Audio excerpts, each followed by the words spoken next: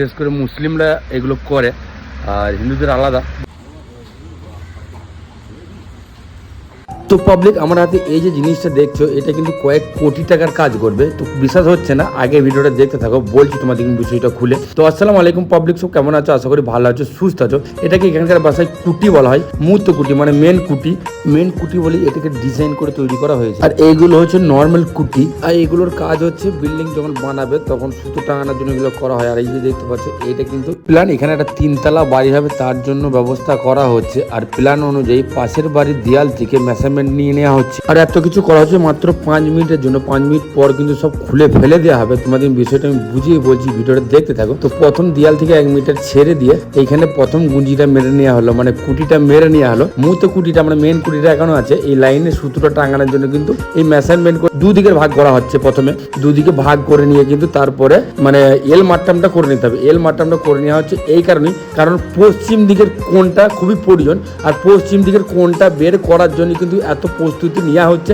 এত লেভেলগুলো টানা হচ্ছে। তো আমাদের এই যে এল মাট্টামটা করে নেওয়ার জন্য, মট্টামটা করে নেওয়ার জন্য এই প্রস্তুতি, দুদিকে সুতো টাঙানো হয়ে গেছে। আর এই যে দেখতে পাচ্ছ এই এল মাট্টাম করার সময় একদিকে 3, একদিকে 4, একদিকে 5, মানে যখন মেজারমেন্টটা নিবে এক সাইডে 3 ফুট বা 3 মিটার বা 4 ফুট বা 4 মিটার বা 5 ফুট বা 5 মিটার, যে হিসাবে করে মিটার হিসাবে করো বা ফুট হিসাবে করো ওইভাবেই কিন্তু মাপটা নিতে হবে, তবে এল মাট্টামটা বেরোবে। এবার হচ্ছে মেন কুটি মানে মুহূর্তে কুটিটা মারার কাজ। এই যে দেখতে পাচ্ছ যে কুটিটা ধরে আছে ওটা হলো বাড়ির মালিক, আর যে মারছে ওটা বাড়ির মালিকের মা। মানে এই যে ম্যানটা মারলো এরই কিন্তু বাড়িটা আর কি হবে। তারপরে ধীরে ধীরে সবাই মারবে। এটা মসজিদের মৌলভী সাহেব, ওনাকেও ডেকেছে দোয়া করার জন্য, তো উনিও মারলো।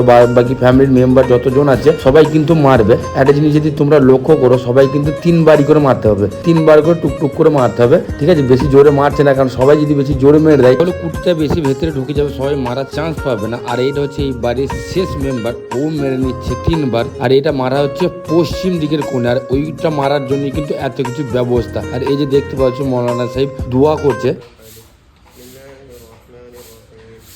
তো সবাই মিলে দোয়া করা হয়ে গেল। দোয়াটা এই জন্যই করলো কারণ ভালো কাজের শুরুয়াত, নতুন বাড়ি করবে, এটা খুশির বিষয়, তার জন্য সবাই করে এবার চলে যাচ্ছে। আর এই যে দেখতে পাচ্ছ মেন কুটিটা মেরে ঢুকিয়ে দেওয়া হয়েছে, ওটার কিন্তু জীবনেও তোলা হবে না, ও এবার ঢাকা পড়ে যাবে।